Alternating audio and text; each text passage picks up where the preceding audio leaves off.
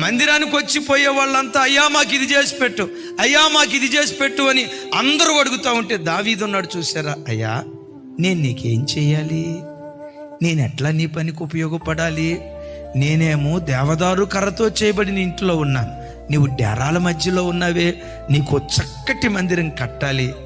ఆ మాట అంటే దేవుడు ఆ మాట విని అబ్బురు పడిపోయి ఉంటాడు.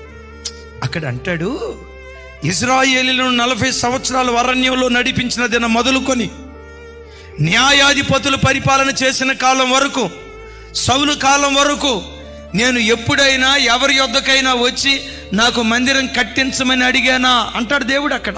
అంటే పరోక్షంగా ఆ మాటలో ఉన్న అర్థం ఏంటో తెలుసా? ఎవ్వరికి రాని ఆలోచన నీకు వచ్చింది దావీదా, నా మనసు గెలుచుకున్నావు దావీదా. నా ఇల్లు కట్టాలనుకున్నావే, నీ ఇంటిని నేను కడతా. నీ ఇంటినే కాదు, నీ పిల్లల పిల్లలను నేను కడతా. భూమి ఆకాశాలు నిలిచి ఉన్నంత కాలం యెరూషలేము నిలిచి ఉంటుంది. యెరూషలేములో నీ సింహాసనం నిలిచి ఉంటుంది.